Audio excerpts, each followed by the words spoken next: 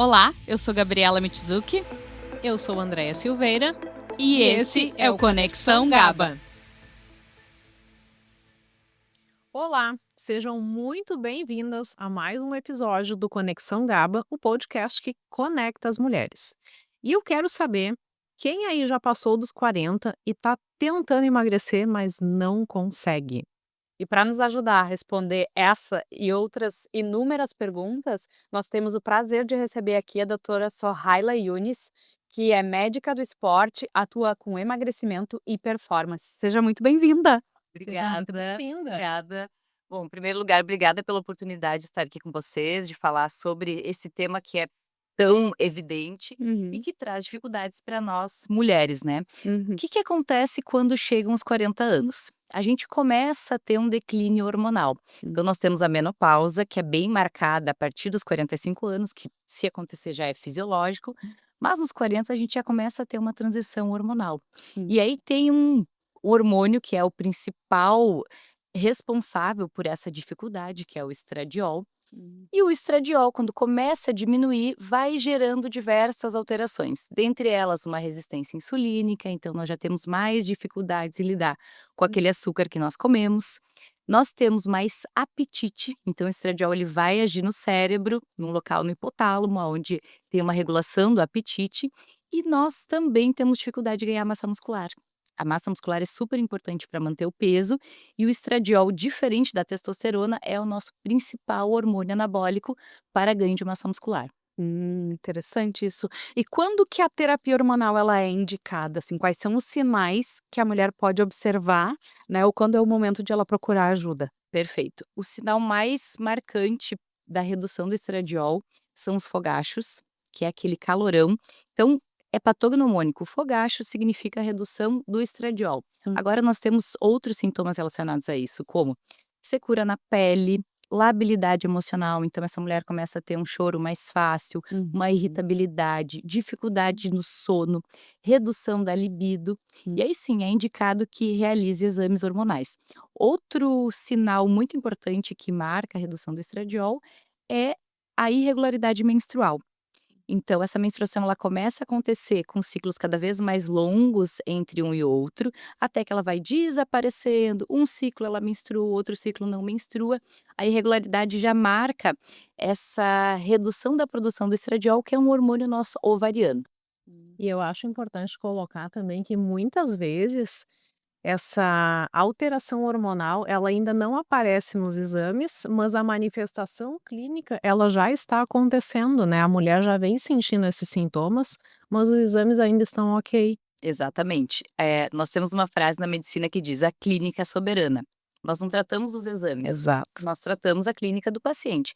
Então, a mulher, ela já tem uma idade que indica que pode ter uma transição menopausal, que é o que acontece até a menopausa marcada, que é a parada da menstruação, já começa a apresentar dificuldade em performance, ela já tem uma dificuldade em realizar aqueles exercícios que ela fazia, uma redução, por exemplo, na velocidade da corrida, nas cargas da academia, uma indisposição, eu já tenho autorização para tratar, mesmo que eu não tenha uma alteração marcada no exame laboratorial.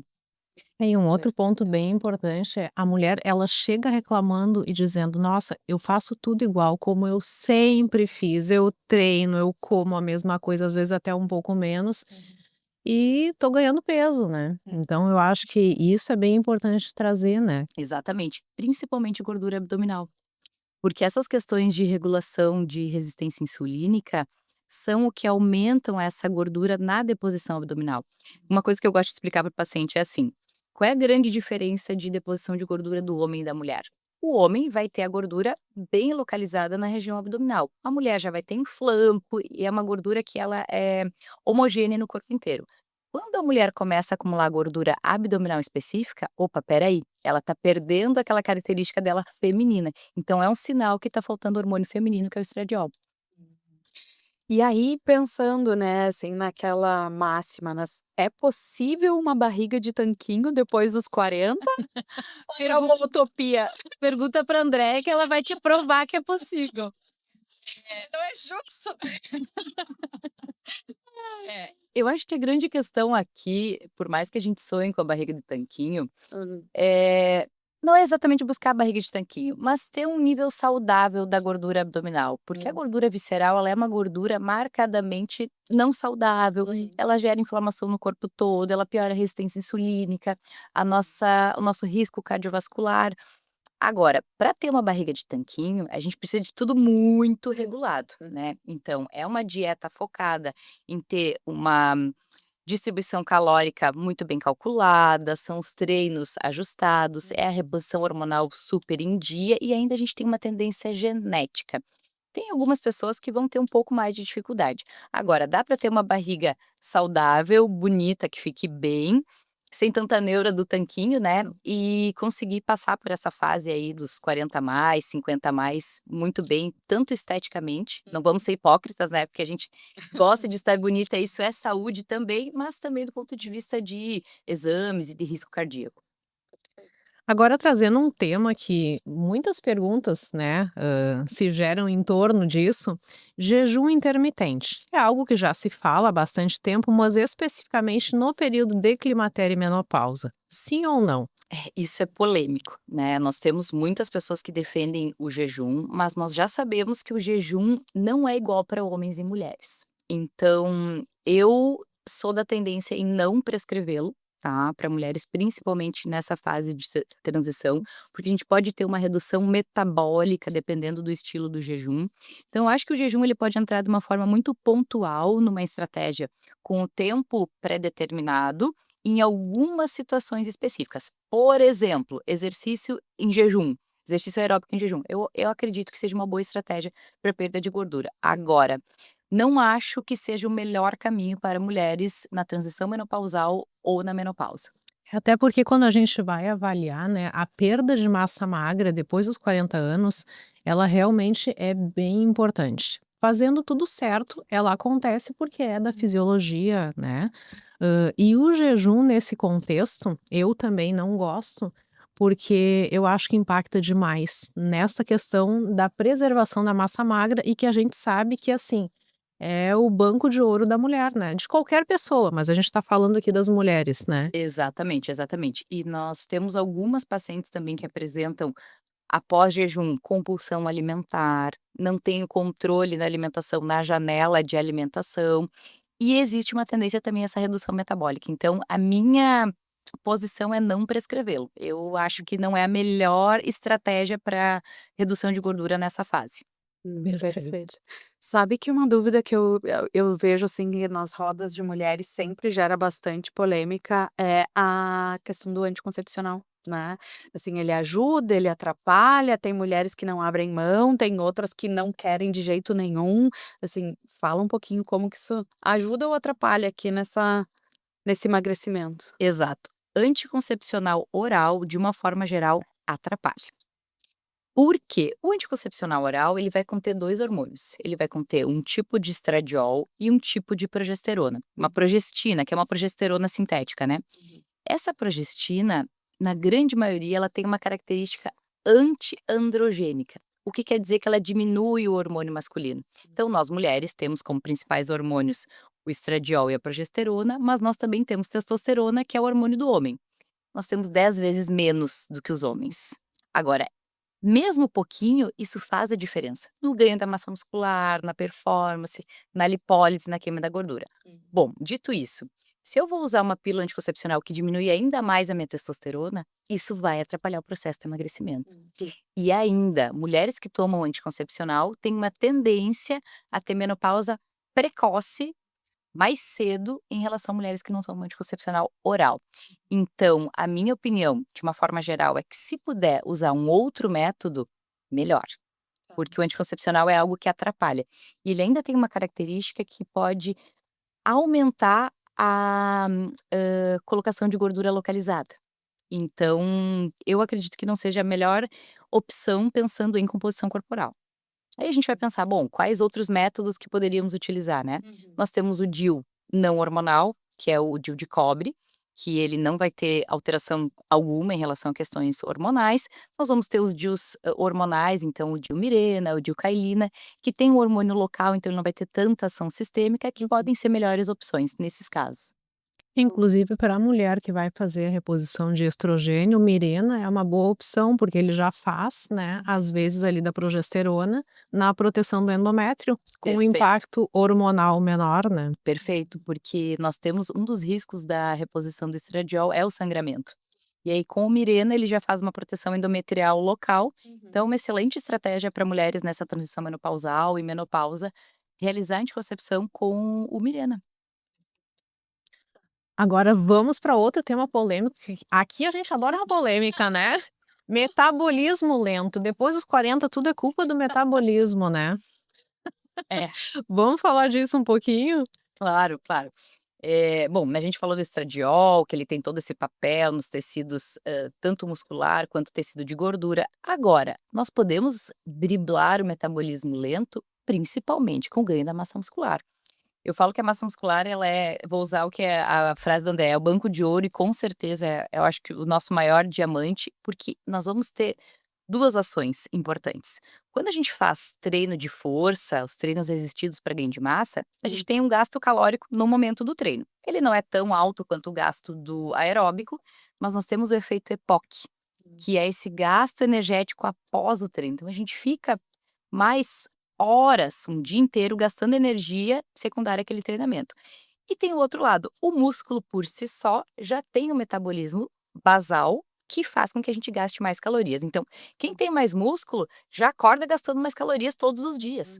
Então, uma das maneiras de mitigar essa queda metabólica é tendo mais massa muscular.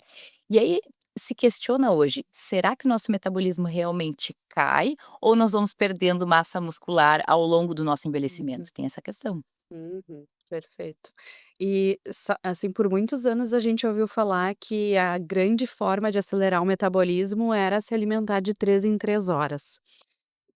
Como que isso é visto hoje em dia e se isso ainda é uma verdade? Não é uma verdade. A gente já sabe que não é necessário que se alimente de 3 em 3 horas. Teoricamente, para haver emagrecimento, a gente vai somar a caloria diária. Então, nós precisamos ter um déficit energético, somando o dia inteiro, e aí a gente vai buscar estratégias que são melhores para cada pessoa. Então, algumas pessoas vão responder tendo uma janela alimentar menor, inclusive questões relacionadas ao jejum, e outras pessoas têm uma necessidade maior em se alimentar durante esse dia. Agora, não é uma regra 3 em 3 horas. Muitas pessoas se perdem ao comer de 3 em 3 horas e acabam ingerindo mais calorias do que precisa. Eu sou uma delas. Se eu tiver que comer toda hora, eu vou acabar me perdendo. Eu não consigo ser aquela pessoa que leva aqueles lanchinhos de casa, assim, Funcionado. porque senão eu vou ficar o tempo todo pensando em comer. Então é muito individualizado, mas não é necessário que se coma de 3 em 3 horas, isso é um fato. É, e nesse ponto respeitar os sinais de fome e saciedade, né, que é um desafio, né, eu entendo, até porque está muito relacionado às questões de estresse, de ansiedade, né, a gente come por emoções, então, ter essa percepção, essa autopercepção é muito importante nessas questões para conseguir se autorregular, né. Exatamente. Eu acho que o nosso papel como profissional da saúde que guia essas questões alimentares, o nutricionista muito bem, mas eu como médica também abordo, é entender a rotina dessa pessoa. Às vezes o paciente chega: "Ai, doutor, eu erro porque eu não consigo fazer o lanchinho da tarde". Muitas vezes ele não é necessário. Agora, ter refeições com uma quantidade de proteica adequada, que vai gerar saciedade, fazer um almoço onde a gente vai ter uma quantidade de fibra, importante, vai ter aquela proteína maior. De repente eu não consigo fazer o lanche da tarde, uma estratégia que eu gosto de colocar é: chega em casa e faz uma dose de whey antes do jantar. Aí já diminui, porque a maioria das Exato. pessoas chega morrendo de fome e vai beliscando, belisca um queijinho, belisca uma bolachinha, então faz uma dose de whey, já melhora. O whey aumenta o GLP-1, o hormônio das famosas canetinhas, né, que a gente fala muito. Então, eu acredito muito na nutrição e na medicina também personalizada. Cada pessoa ela vai precisar de uma orientação de acordo com a rotina. E outra coisa importante, a gente não vai impor para o paciente aquilo que a gente acredita. Nós precisamos entender o que é factível naquela rotina dele e que vai trazer saúde. Então, Sim. chegar nesse meio termo, né? O que cabe na vida da pessoa, né, é o que eu Exatamente. sempre digo, a dieta ela precisa caber na vida da pessoa, porque o que que é o sucesso? É a adesão. No Exatamente. papel tudo é lindo, tudo funciona, mas assim, saiu do papel, isso de fato é executável? Se não, já deixou de ser boa. Pode ser a melhor dieta mais calculada, não é isso que vai garantir o sucesso, né. Com certeza, com certeza. E também a gente poder incluir os momentos de lazer, a gente vai considerar que aquela pessoa tem uma viagem, ela talvez não vai se exercitar da maneira mais indicada, então entender a oscilação que nós temos como seres humanos, e nós mulheres ainda mais, porque nós temos o nosso ciclo mensal, eu acho que é essencial para a gente ter um sucesso e conseguir essa adesão a longo prazo. Fazer com que a pessoa goste de se alimentar bem, porque para mim esse é o grande segredo, é a pessoa não se sentir aprisionada. Então ela passa a gostar do que está fazendo, porque vê um resultado e aquilo é feito de forma leve, que cabe na rotina, que cabe na vida, É. né. Eu acho que esse é um ponto importante a gente falar também. Em tempos atuais, nós temos muita pressão de rede social, pressão por magreza extrema. Então, existem diversas mulheres, porque nós mulheres temos uma pressão maior em relação ao nosso corpo e estética, que vivem em sofrimento alimentar. Exatamente. Tentativas de dietas muito restritas, uso de medicações, limitação de encontros sociais. A nutrição, ela tem que a nutrição servir ao ser humano e não nós a nutrição. Então acho que é essencial que a gente consiga entender o contexto dessa pessoa e gerar melhor saúde e melhor estética, mas dentro de algo que seja factível ao longo do tempo. E sem a ideia do proibido, né, porque hoje, até aproveitando o gancho da rede social, infelizmente tem muita desinformação, né, tem muito desserviço. E essa questão do "é proibido", não existe nada proibido. O que existe realmente são alimentos que não são interessantes se forem consumidos com frequência, em grande quantidade.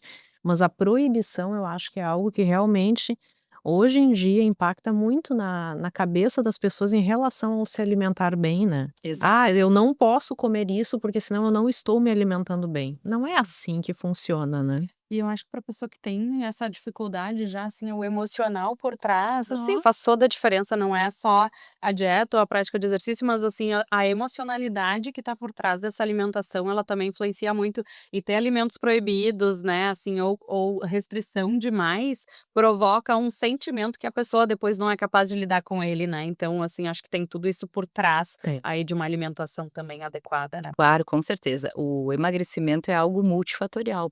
Então, nós temos o gasto energético do exercício, nós temos a quantidade calórica, mas nós também temos a forma como a gente digere esse alimento. Uhum. Existem pesquisas que mostram que comer com culpa engorda mais. Ai, Deus, É, exatamente. ai, gente. Então, o quanto é importante a gente também aproveitar aquela refeição, Aham. prestar atenção naquela refeição. Afastar o celular, uma das coisas que eu ensino, a hora de comer é a hora de comer, coloca a mesa, faz uma mesa bonita, desliga a televisão, curte aquele momento em família, ou se for sozinho, faça tua refeição, porque também se come mexendo no celular, escrevendo no computador, assistindo TV, então por mais que aquela caloria esteja adequada, entre aspas, muitas vezes a gente não metaboliza de forma correta, tem toda Nem aquela mastiga direito, né. exatamente. Então são muitos fatores que não só o quanto de caloria que nós vamos ter numa refeição. Que acho que, assim, tem a questão de tu enviar os sinais corretos para o teu cérebro, para o teu metabolismo também reagir de acordo, né. Então, assim, é necessário essa presença, né, Com no momento da certeza, alimentação. com certeza. Nós respiramos aqui antes de começar, Aham. para estar em presença, Aham. também para o se alimentar é necessário essa presença. É Tem se fundamental. falado bastante, né, do Muito. mindful eating, É. né. Exato. Eu acho que nada mais é do que isso, né, assim, estar presente no momento da alimentação, né, e não só em tudo o resto que a gente faz, né. Perfeito. Agora indo para um outro lado, mas puxando o gancho ali logo no início da tua fala, doutora Sohaila, canetas emagrecedoras. Solução ou bomba relógio? Porque assim, é uma realidade que está presente, que me parece que veio para ficar e está tomando cada vez mais espaço. Eu tenho recebido no consultório diariamente um volume expressivo de pessoas usando, né, o Ozempic e afins. Então vamos falar um pouquinho disso, que eu acho que é bem importante, e especialmente depois dos 40 anos, né, os impactos disso. E eu acho que tem uma preocupação, que é o fato da pessoa poder ir na farmácia e comprar, Exato. né, e aí esse uso indiscriminado, né, é uma preocupação. Bom, eu acredito que as canetas vieram para tratar um problema que nós temos, que é obesidade. Então, se a gente pensar hoje, população brasileira, mais da metade tem obesidade ou sobrepeso. Para essa população, a caneta é muito bem-vinda, porque ela vai auxiliar a entrar num programa alimentar adequado. Então, auxiliar a entrar num programa alimentar adequado. Então, o uso bem prescrito por profissionais da saúde, com acompanhamento nutricional e com a realização de exercícios, ele é muito benéfico. Agora, qual é o grande problema? É utilizar uma caneta que vai gerar uma redução do apetite, eu não me propor a realizar uma alimentação adequada do ponto de vista de quantidade de proteínas, eu não estar fazendo o exercício, e aí a tendência é uma perda de massa muscular expressiva. E aí, emagrecer é diferente de perder peso. Emagrecer efetivamente é perder gordura. No momento que eu estou perdendo massa muscular, eu estou, na verdade, aumentando a minha sarcopenia e não emagrecendo efetivamente. Então, minha opinião sobre as canetas, quando bem indicadas, elas são muito bem-vindas, elas revolucionaram o tratamento da obesidade, elas trazem muitos benefícios, elas têm poucos riscos relacionados ao uso. Agora, o uso da caneta sem uma dieta onde tem uma proteína em quantidade adequada, onde tenha nutrientes, fibras, etc., e sem exercício físico, vai trazer muito mais malefício do que benefício. Sem acompanhamento adequado, né? Exatamente. Acho que o acompanhamento nesse processo ele é fundamental. Com certeza, porque a gente percebe que algumas pessoas compram na farmácia, a pessoa passa o dia inteiro sem comer, chega em casa e come um hambúrguer, por exemplo.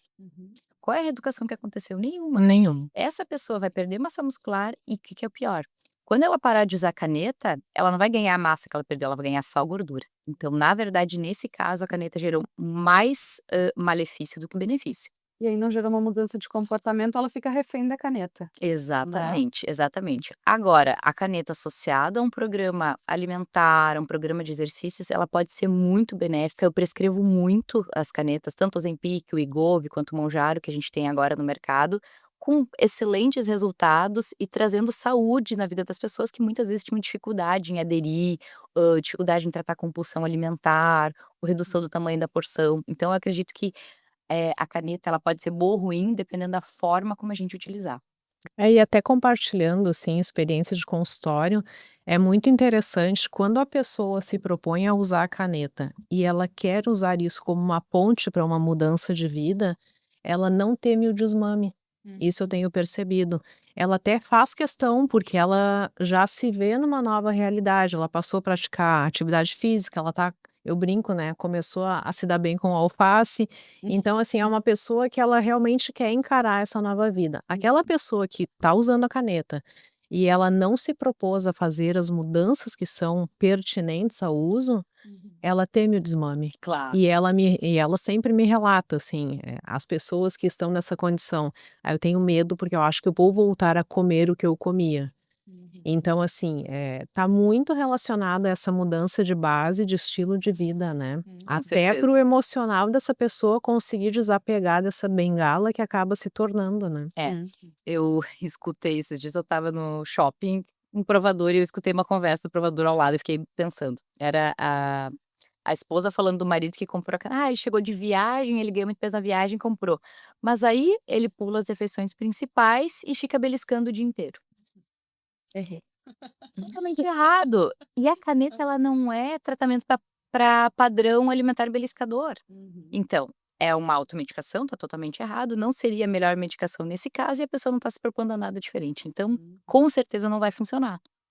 E aí muitas vezes tu tá queimando também um tratamento que seria positivo numa outra situação. Exatamente. Tá usando de forma errada. Mas a gente tem uma boa notícia em relação a isso, a Anvisa já colocou como receituário, obrigatório. Aqui, ó. Sim, então a gente vai ter agora no mês de junho a necessidade de receita médica para a compra das canetas. Né, isso é fundamental. É, Isso é necessário, né. exato. Vou trazer mais uma pimentinha aqui para nossa conversa. Dieta low carb, sim ou não? Sim, com certeza. Com certeza, com certeza, sou super a favor, adepta, realizo dieta low carb. Eu acredito que seja, se a gente for falar genericamente, uma estratégia muito positiva para a maioria das pessoas. Sou totalmente a favor. Perfeito. Bom, Bem indicado, Bem Sempre indicado. bem indicado, bem acompanhado, Exato, né. exato. Até porque as pessoas às vezes confundem o low carb com o zero carb, né. Então tem Exatamente. muito essa questão, né, e eu sempre digo para as mulheres assim, low carb ok, mas tem que saber escolher o pouco de carboidrato que vai colocar no prato, Exato, né. e os momentos E os também. momentos, sem A dúvida. gente tá falando muito aqui de massa muscular, o carboidrato que aumenta a insulina é essencial para o ganho de massa muscular. A insulina é um hormônio anabólico, um dos nossos principais hormônios anabólicos, então, tendo um momento adequado para esse consumo de carboidrato, pensando no treino de força, vai não só, aumentar a massa muscular, como melhorar a questão do emagrecimento. Uhum. E ele é sustentável no longo prazo, assim? Acho que essa é uma das minhas dúvidas com relação a low carb, O low sabe? carb é que o low carb, como a Andrea colocou, não é o no carb. Uhum. Nós conseguimos fazer uma dieta com baixo carboidrato que seja sustentável ao longo do tempo? Eu acredito que sim. Então vai ter o carboidrato, né? Porque Tem, se hora melhor tá tudo Sim, liberado, né? precisa ter, né. Perfeito.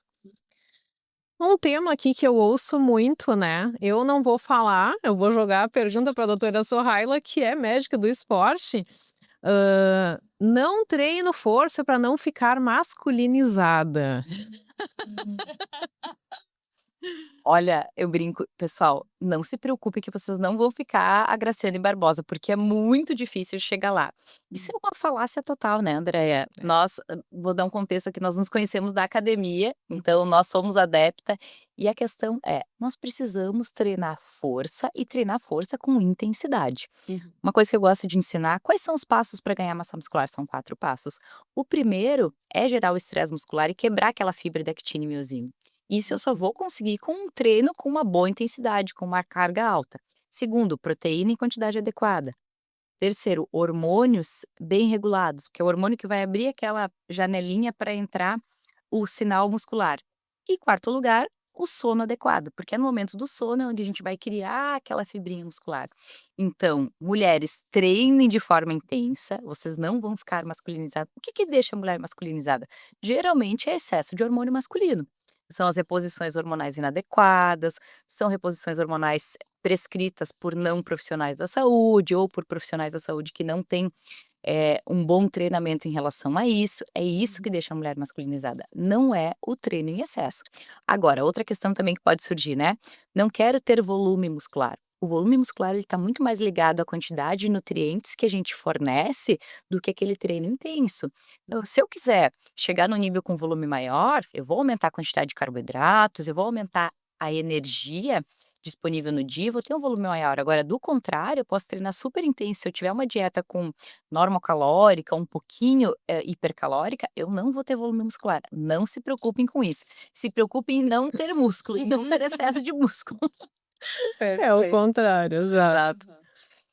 E quais são, na tua opinião, os top 3 suplementos que não podem faltar para as mulheres 40 a mais? Ótima pergunta. Eu acredito que o top one dos suplementos é a creatina, por 2 motivos. Motivo número 1, nós não conseguimos adquirir toda aquela quantidade de creatina na dieta, é muito difícil, a gente precisaria de um volume muito grande de carne, de proteína de fonte animal.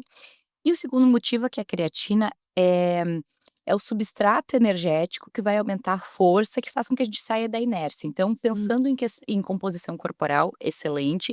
E hoje nós temos diversos estudos aonde a creatina auxilia em funções cognitivas, funções mentais, prevenção de demências. Então, a creatina é o top one nessa faixa etária. Um segundo suplemento que eu acredito que seja muito importante é o ômega 3, porque nós vamos ter uma redução da inflamação, nós temos uma melhora do perfil lipídico. Eu acredito que nós não consigamos consumir essa quantidade adequada na dieta. E um terceiro suplemento que eu prescreveria nessa faixa etária são os aminoácidos. Porque o aminoácido ele vai entrar, o aminoácido é aquela partezinha da proteína, chave e fechadura que vai gerar diversas reações químicas que auxiliam no ganho de massa muscular, melhora do sono e também vão gerar uma saciedade auxiliando nessa questão de controle do peso. Então são os 3 suplementos que eu não deixo de prescrever em mulheres 40 a mais. Perfeito. Eu adoro esses 3, uso os 3 também. Tô sabendo. Sou Check. fã. Dei check nos 3 aqui. Vamos pensar agora em 3 hábitos que qualquer mulher 40 a mais deveria já a partir de agora adotar. Primeiro hábito, controle do sono. O sono é fundamental, então é no momento do sono que a gente vai ter essas questões metabólicas, então do ganho de massa, é onde a gente vai ter esse descanso de um dia para o outro, e nós vamos conseguir regular questões do apetite por termos esses nossos neurotransmissores em níveis adequados. Então a primeira questão é o sono. Segunda, exercício de força. Banco de massa muscular, quanto mais cedo nós começarmos, melhor. E o terceiro, eu vou sair um pouquinho do óbvio aqui, eu acho que é o respirar. Eu vou trazer o respirar, porque eu acho que a gente comentou no início do episódio aqui, é conseguir eh, regular essas tarefas diárias, ter um momento para si, ter um olhar para se amar, ter esse momento da mulher eu acho que é bem importante. Então são questões de saúde que eu acredito que sejam essenciais para a gente ir trabalhando para ter um envelhecimento saudável. Sensacional, até porque no respirar que vem o autoconhecimento, né. Que daí também aquelas questões, assim, o que que eu quero pra mim, né, que tipo de vida eu quero, que tipo de envelhecer eu quero. E tudo tá muito conectado, né, eu quero envelhecer bem, então eu preciso me alimentar melhor, eu preciso dormir melhor, não tá acontecendo, o que que eu preciso buscar para que isso aconteça. Então Exato. tá, eu acho que realmente faz muito sentido. Fantástico. E é algo que, por incrível que pareça, eu trabalho muito na minha prática, né, com as minhas clientes, é a autocompaixão, né, e eu não tô falando de ter pena de si mesma, né, mas assim, de fato, ter um olhar para si, ter um cuidado, ser respeitosa, porque o nosso nível de exigência, e principalmente nós mulheres, assim, é muito alto.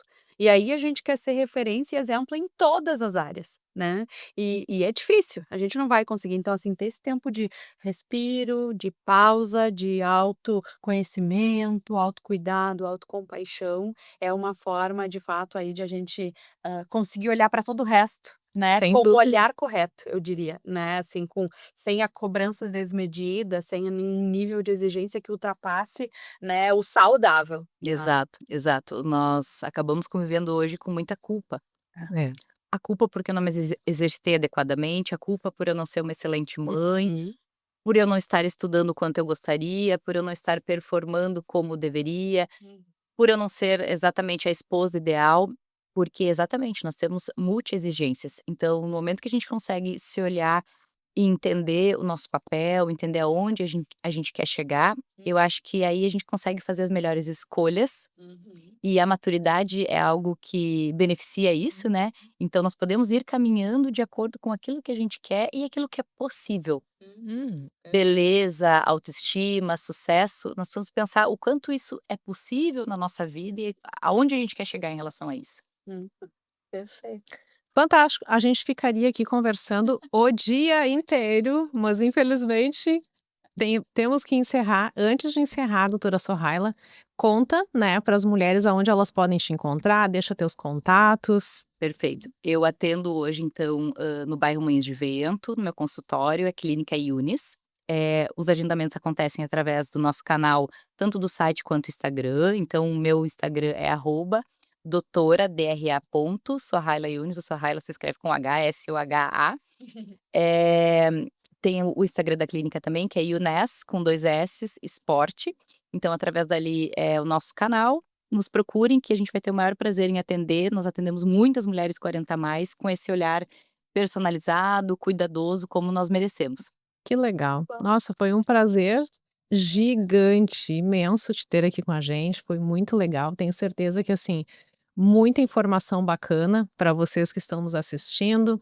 Então nos sigam no Instagram, nos sigam lá no YouTube, no Spotify e preparem-se para os próximos episódios. Preparem-se, nos deixem aqui nos comentários o que vocês acharam desse episódio, se vocês se identificaram com as coisas que nós conversamos aqui, e não deixem de nos seguir. Até a próxima.